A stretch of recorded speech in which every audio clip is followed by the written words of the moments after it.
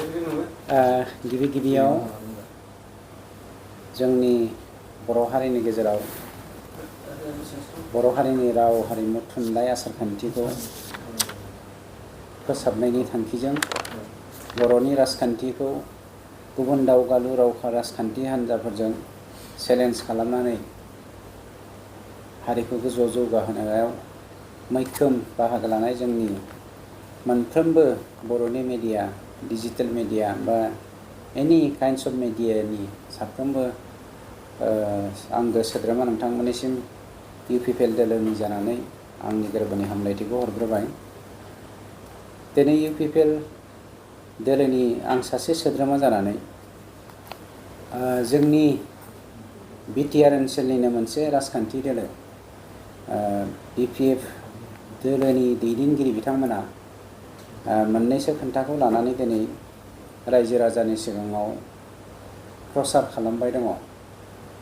बे मोननै मोनथामसोखौ लानानैनो आं दिनै नोंथांमोननि मिडियानि गेजेरजों रायजो राजानि सिगाङाव रोखा खालामना होनो नागिरदों। बेनो जादों सेथियाव बिथां हाग्रामा महिलारिया गुबुन गुबुन हारि माहारिनि खाथियाव थांनानै गावखौनो मोनसे फिल्टार खालामनाय दैनि बथलनि दै होननानै देखायनो नाजागासिनो दङ आरो बिथाङा होनदों इउपिपिएल दोलोआ फैगौ इलेक्सनावहाय इलेक्सननि उनाव थानाय नंलिया आरो गावसोर सरकार दायोब्ला बिटिआर सोदोबखौ बिथांमोना एकर्डनि जारिमिननिफ्राय बोखारनानै गारगोन होनदों। बेजों लोगोसे आरो गुबुन बाथ्रा दङ। आं बे मोननैखौ लानानै बुंग्रोनो नागिरबाय। भारतीय जि संबिधान बे संबिधाना ओरैबायदि संबिधान पृथिबीनि गासैबो हादोरफोरनि गेजेराव बयनिख्रुइबो देरसिन गणतन्त्र भारत हादर आरो बे गणतन्त्र भारत हादरनि संबिधाना ओरैबायदि स्ट्रं बेवहाय लैथोआव गब'नाय मोस्रोम बायदि हाग्रामानि रावाव भारतनि जि गणतन्त्र बे गणतन्त्रआ दोरोदग्रा नङा एबा संबिजिदा मालाबाबो दोरोदग्रा नङा। दिनै बिटिआर सुक्तिया जादों कनस्टिटिउसननि मोनसे पार्ट। गतिके बिथाङा बिटिआरखौ गाखोमोरगोन होननाया सासे मूर्खनि राव। बिथांनिख्रुइ मूर्खसिन दिनै बिटिआरआव पलिटिसियान जोङो दिनै नुनो मोनाखै। We are not politician. होमब्लाबो बिथाङा गावखौनो जाबायदि पलिटिसियान होननानै लेबेल मारियो बेनि गेजेरजों फोरमान होदों बिथाङा सासे महामूर्ख पलिटिसियान आरो बिथांनि मूर्खतानि थाखायनो दिनै बर' हारिखौ मूर्ख होनानै आसामनि खना खनला मानसिफ्रा मिनियो बर' हारिफ्रा बेफोरबायदिनो मूर्खमार नामा होननानै। 2 नम्बराव बिथाङा इउपिपिएल दोलोखौ फैगोन बारनिफ्राय गैया थानाय नंला होननानै बुंदों आरो बिटिआरखौ गाखोमोरगोन बा खोमोरगोन होननायजों लोगोसे आं मोनसे बाथ्राखौसो चेलेन्ज खालामदों। नोंथाङा नैबे एमसिएलए इलेक्सनसिम थांलायनो नाङा, एमपि इलेक्सनावनो नोंथांनि माबाखौ बिथाखौ दानो नाजागोन। बेनि उनाव एमसिएलए इलेक्सनाव फै। नोंथाङा सिगां सरकार दानो नाजाग्रो। सरकार दानो नाजानायनि उनाव इउपिपिएल दोलोखौ फोजोबनो नाजा आरो बिटिआर सोदोबखौ जारिमिननिफ्राय जोंनि संबिजिरा सोदांनानै होनाय जा आयेन बे आयेनखौ गाखोमोरगोन होननानै नोंथाङा बुंनो आवगायबोबानो जाबाय। 3 नम्बराव बेयाव बिथाङा मोनसे बाथ्राखौ होनदों। दिनै मानव गेदेर प्रमद बर' बिथांनि दैदेननायाव बिटिआर हालामाव थिकादारफोरा बाहेरनिफ्राय फैनानै जोंनि थाखा फैसाखौ लानानै थांजोब्बाय होननानै बुंनो नागिरदों। प्राय 90% थिकादारफ्रा बाहेरनि, 10%ल' थिकादारफ्रा इसिंनि होननानै बुंनो नागिरदों। आरो बिथाङा बुंबावदों थिकादारफ्रा बाहेरनि थाखायनो बाहेरनि मानसिफ्रा जोंनि थाखाखौ लांजोबनायनि थाखायनो बाजारा डाउन जादों होननानै बुंदों। मोनसे खोन्थाया स्पस्ट। दिनै बिटिआरआवहाय जोंनि थाखाय मिसइउज जायाखै। जाय मिसइउज जायैनि थाखाय कन्ट्रेक्टरफ्रा एक्सिस थाखा लांनानै बिथांमोन लुबैनाय बायदि जाग्लुं लुंग्लुं बाजारखौ दावराव दावसि खालामनो खाबु मोनाखै। बिथाङा जा बाजारखौ डाउन जाबाय होननानै बुंदों बियो स्पेसियेलि जौनि बाजारखौसो बुंदों।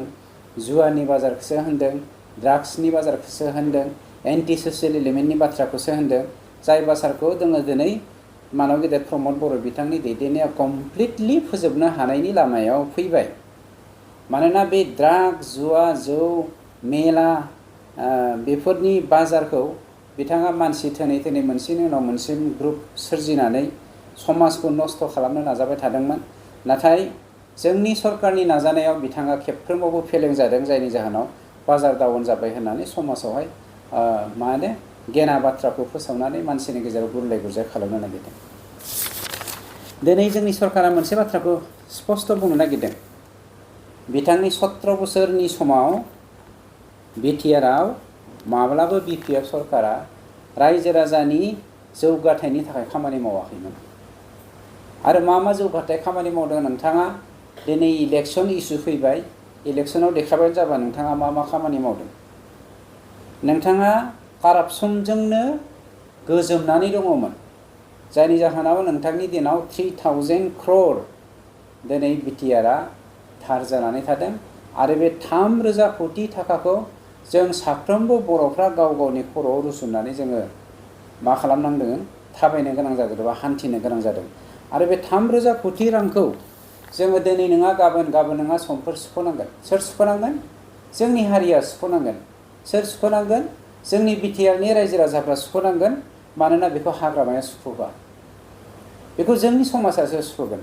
रेभिनिउनि थ्रुयै सुख'नांगोन, प्रजेक्टफोरनि थ्रुयै सुख'नांगोन। 10%, 15%, 20% बिथांमोननो जोंनि एसअबिटि फान्डखौ जोङो लायाबिलिटिस हिसाबै सुख'नांगोन।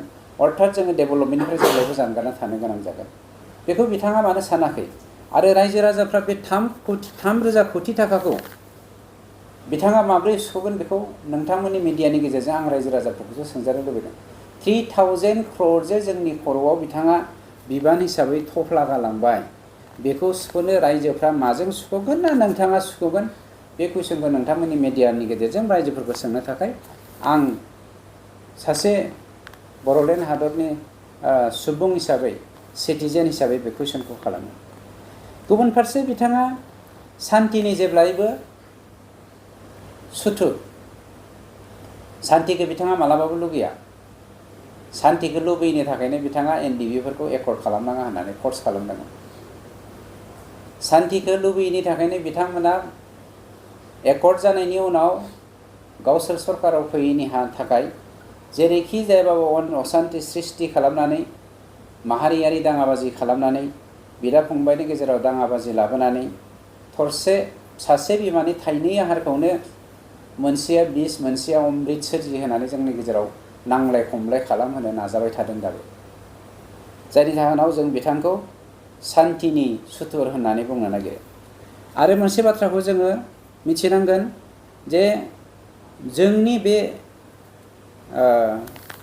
समाजाव दिनैनि बे 21st सेन्चुरिनि समाव बिथाङा मानब गेदेर प्रमद बर' बिथांनि दैदेननायाव जाखिनि सेंग्रा सिख्ला जोहोलाव लेखा गोरोंफोरखौ लानानै मोनसे गुफुं समाज, क्वालिटी माने समाज दानो थाखाय जि थांखिजों आवगायदों, बेखौ खेंस्लायैबाबो बा सोरनिबा थ्रुयैबाबो गुबुंले खालामनानै माबोरै होबथानो हागोन, बेनि खामानिखौ बिथांमोना मावबाय थानायखौ जोङो मोननो हादों। जायनि जाहोनाव जोङो दिनै बुंदों जे जोंनि समाजाव जोङो बर' अनाबर' जा सृष्टि खालामदोंमोन हाग्रामाया, पलिटिक्स खालामनानै गावल' राज सिंहासनाव गाखोनानै दुनियानि हाग्रा बंग्रा दंफां लाइफां जिब जुनारखौ फोजोबस्रांनानै जोंनि बाला अन्थाइफोरखौ माने इलिगेलि बिथांमोना गावनि कालचाराव होनायजों लोगोसे गुबुनाव हरनानै फोजोबस्रांनायजों लोगोसे सेंग्रा सिख्लाफोरखौ जौ जुवा ड्राग्सआव गेलेहोनानै गासैबो बिथाङा माने कारापसनल' नङा, एन्टि ससियेल एलिमेन्टआव मानसिफोरखौ गोजोम होनानै समाजखौनो आन्दायहोनो नागिरदोंमोन। दा बेफोरखौ कमप्लिटलि जोङो जौगाहोनानै पिस, इउनिटि, हारमनि बेनि मोन्थोरजों जोङो दिनै समाजाव मोनसे सोदांनाय लाबोनानै समाजखौ जौगाहोनो जोङो आवगायबोगासिनो दं। दा बेखौ बिथाङा मोजां मोना जोङो स्पष्ट जादों मानोना बावैसोनो सोरनिबा मानसिफोरखौ सोरबा मानसिफोरखौ थुलुंगानानै बायदिसिना मावहोनायखौ जोंनि आखायाव प्रमान फैगासिनो दङ। सम जायोब्ला आं नोंथांमोननि मिडियाजों बेफोर बाथ्राखौ बेरफ्रुहोगोन। दा बेरफ्रुहोथ'आ हाग्रामाया सिङाव मा इनिसिएटिभ लादों, समाजखौ माबोरै जुब्रा खालामनो नागिरदों, जोंखौ माने मा होनो आवमा सोबनानै जेरै गोरोन्थाइ नांनाय मोनसे फिथाइफोर बायदि बर' हारिखौ दानो नागिरदों, बेनि फोरमाना जोंनि आखायाव दंफैखासै। ओंखायनो जोङो बावैसोनो बेनि सायाव मोनसे बिराद गिदिर मा होनो रायजो राजाफोरनो फोरमायथिनानै होनानै जों जे महामारिनिफ्राय रैखाथि मोननो हागोन बेनि थाखाय जोङो थियारि जागासिनो दङ। इलेक्सननि एसे सिगां जों बे बाथ्राखौ फोरमायथिगोन। ओंखायनो हाग्रामाया थियारि जानानै थाथों आरो दाबो बिथांनो खाबु होदों, चेलेन्ज खालामदों। नोंथाङा जुदि हारिनि मोजां मावनो नागिरदोंबा मोजाङै आवगायबो, आरो गाज्रि मावनो नागिरबा जोङो नोंथांखौ खिन्थु रायजो राजानि बिसारावहाय जों खोख्लैगोन। बे खिन्थु सैथो बाथ्रा। हाग्रामा महिलारि बिथाङा खौरां बिजोंनि गेजेरजों बुंदोंदि जों सरकाराव फैयोबा बिटिआर गोरोबथानि दफाखौ मावफुङा आरो बिटिआर नामा थानाय नङा। थारैनो बिथाङा बिटिसि गोरोबथाखौ लाबोनायाव बियो बिटिसिनि दफाखौ बेसेबां मावफुंदों होननानै नोंथाङा सानो, आरो जुदि गमामायै सरकारा जुदि सोलायोबा बिटिआरनि दफाखौ माबायदि मावफुंनांगौ होननानै नोंथाङा? मोनसे खोन्थाखौ आं रोखा, हाग्रामाया थैब्लाबो बिटिसिआव बा दिनैनि बिटिआरआवहाय पावाराव फैनो हाखाला। हाग्रामाया जिखुनु मुहुर्तआवनो थोंसे आथिङा मोनसेयाव हाबना दंयो, खिन्थु सम जायोब्ला बे थोंसे आथिङाबो गुबुनाव हाबहैनायनि लामायाव फैगासिनो दङ। गतिके हाग्रामा होननाय सोदोबा जोंनि बर'नि जारिमिननिफ्राय जोब्बाय, बेवहाय जोंहा बुंनांगौ गैलिया। आरो 2 नाम्बाराव इमप्लिमेन्टेसन अफ द एकर्ड, क्लज अफ द एकर्ड, बेखौथ' बेलाय मानो खालामनो? रन्जन दैमारिखौ फार्स्ट ट्रेकआव लांनानै जेलाव सोग्रायाथ' हाग्रामायानो। आरो दिनै रन्जन दैमारिखौ गोसो मोदोम जिउ होनानै जोंनि सरकारा सिङाव माबायदि मावगासिनो जोंसो मिथिदों। आरो जोंथ' बेखौ दल दामनानै खोन्थानो नागिराखै। मानोना बे पलिटिकेल इस्यु, बर'नि गासै जेंनाफोरखौनो बिथाङा पलिटिकेलाइज खालामबोदों। गासैबो दायाथ' बिनि समावनो जादों। गतिके बेखौ जे मावा बेखौ जोङो बिराद मोजां रोखायैनो मिथिखागौ। खिन्थु बिथाङा जिखि गोरोन्थियानो मावलाङा माथो, हारिखौ सुथारनो नागिराथों मानो, हारिखौ फोजोबस्रांनो नागिराथों मानो, जोंनि इयुन जोलैखौ माने गोरोन्थाइ नांहोनो नागिराथों मानो, जों बेखौ मालाबाबो हाग्रामाखौ खाबु होआ। बे जोंनिफ्राय रोखा। हाग्रामा महिलारिया बुंदोंदि बिटिआरनि थाखाखौ गुबुन बायजोनि थिखादारफ्रा मावनानै लानानै थांजोब्बाय। दा बे बाथ्राया बेसेबां जुक्ति गोनां, आरो जुदि बिथाङा बे बाथ्राखौ मानि थाखाय बुंदों होननानै नोंथांमोना सानो? दालाल सोदोबखौथ' नोंथांमोना मिथिखागौ। बोरमा दालाल दं, मोसौ दालाल दं, गराय दालाल दं, अमा दालाल दं, बायदिसिना दालाल दं। माखासे दालाल कन्ट्रेक्टरफोरखौ लानानै हाग्रामाया दिनै खामानि मावगासिनो दं। गासैबो कन्ट्रेक्टरखौ आं बुङाखै। जायफ्रा हारिनि थाखाय जिउ बाउसोमनानै हेफाजाब होगासिनो दङ, बिथांमोनखौ आं बुङाखै। हारिखौ खैफोदाव खोलैनो नागिरग्रा, सोरखौबा गोजौआव फोजौनानै, सोरखौबा गाहायाव दोननानै, सोरखौबा दानख्लायनानै, सोरखौबा दानखेनानै खामानि मावनो नागिरग्रा माखासे दालाल श्रेणिनि मानसि दं। आरो बेफोरबायदि दालालनि थाखायनो दिनै हारिया गाज्रि लामाजों थांगासिनो दं। बिटिसिआवहाय दाबो माखासे हालि दालालफोर थाङो। बेफोरो मेक्सिमाम टु मेक्सिमाम 99.99% बिपिएफनि दालालफोर गोजा। जायनि जाहोनाव बिपिएफआ, जोङो दाखालि एसे मिटिङाव मोनसे पास खालामदों दे मा पाट्टा होनोमोन,